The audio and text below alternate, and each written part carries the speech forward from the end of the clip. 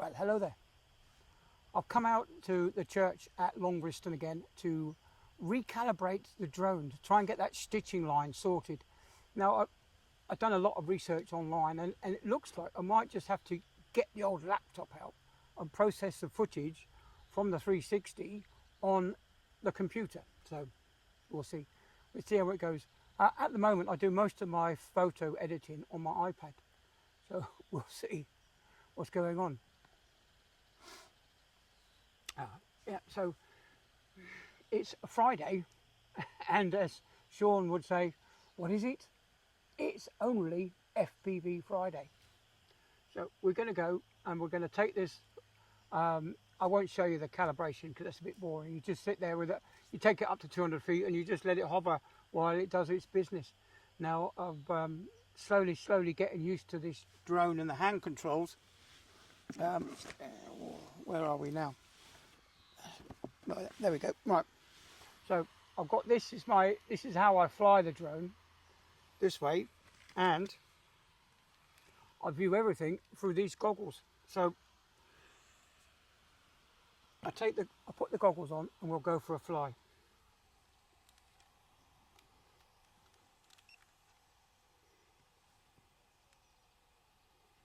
All right, okay. So best put this best put that bit on, as Sean the drone says. You have to make sure that's on all the time. So let's go.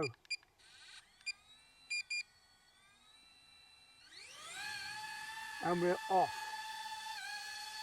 Now, is it recording? I don't think it's not recording, so I'm going to see if I can find the record button. And there we go. I'm now recording. So I've got 39% left in this battery.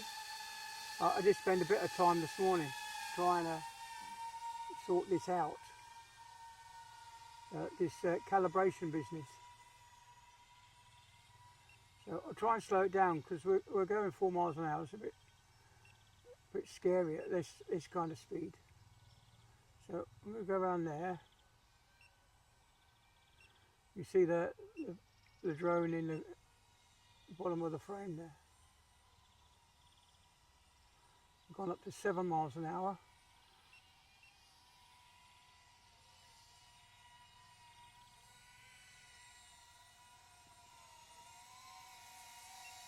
There's me.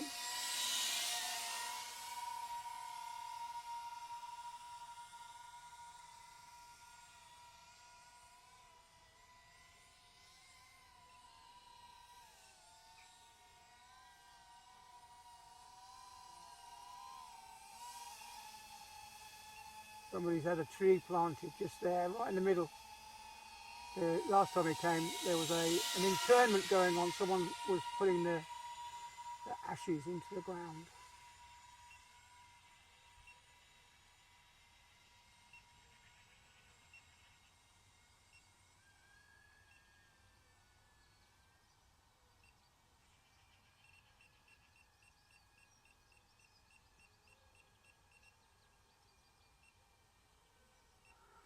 I must remember to talk as well. It's very difficult trying to fly and talk at the same time.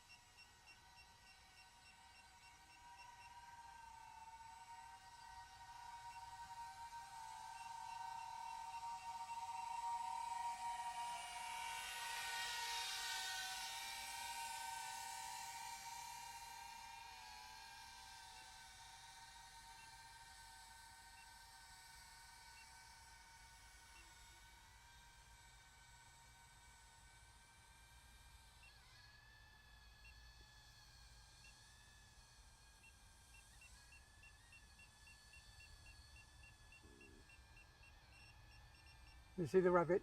It's gone under there. And we get quite a few hares around here. Obviously, with all the farmland, we do get some hares. Right, down at 26% in the battery. 5 minutes of flight time, it says.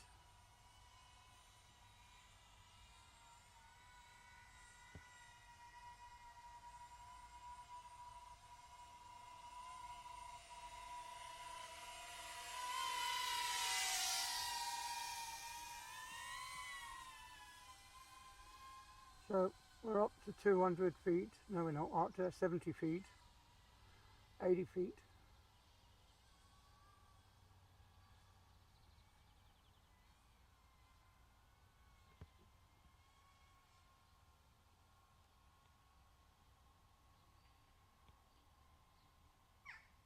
There's the main road in front of me now.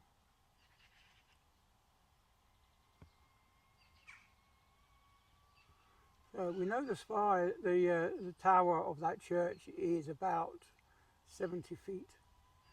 So if we can stay roughly 10 feet above it, I'll be happy. So there we go.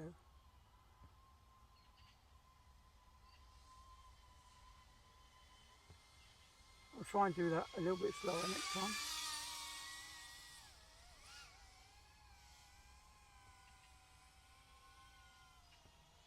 Yeah, so we're over the top of that at 70.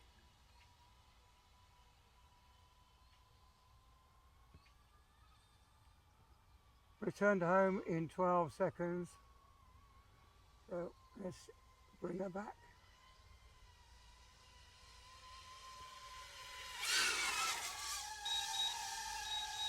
We'll let her return to home on her own. Let's see how close she gets to the landing pad. She should be right on it.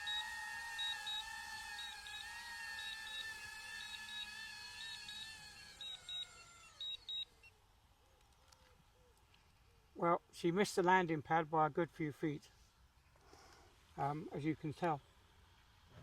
So, that's it. I'm happy with that. I'm happy that I've calibrated the 360 camera on there. So hopefully we won't get so much of what's the word we're looking for? So many the stitch line, as it were. It was all wavy. As you know, on the 360, the drone, the stitch line is this direction, but on this 360 camera, the stitch line is in this direction, sideways onto the camera.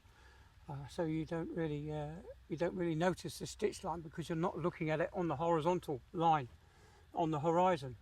Whereas this camera is pretty good for that. If only they managed to get it to do that on there.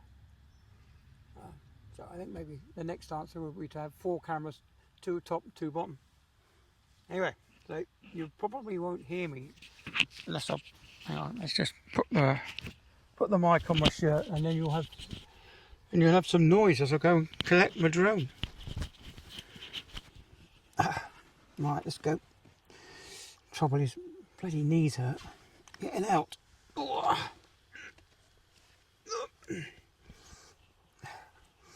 It's nice having that chair, but it's a pain in the ass with the knees.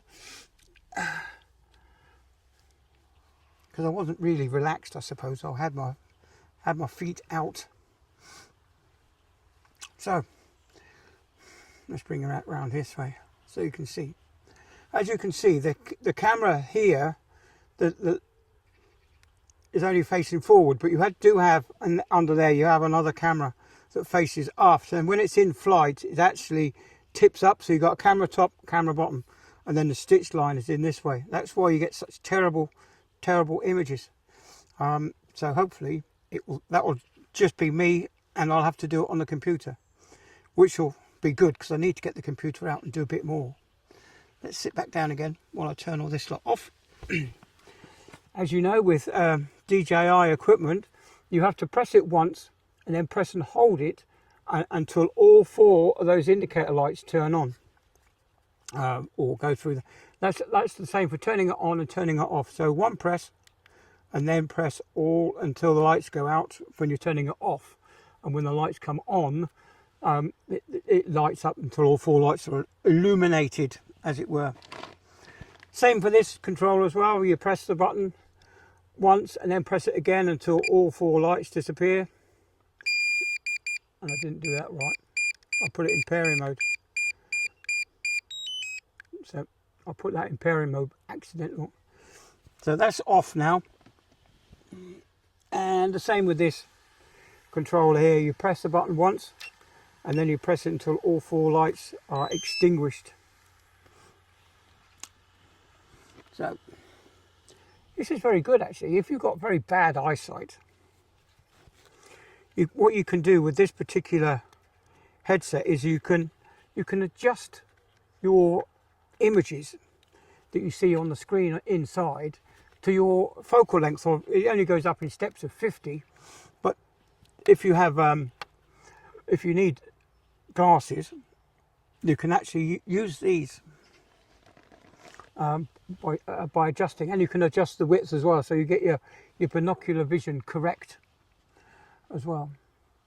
So I've just finished packing up.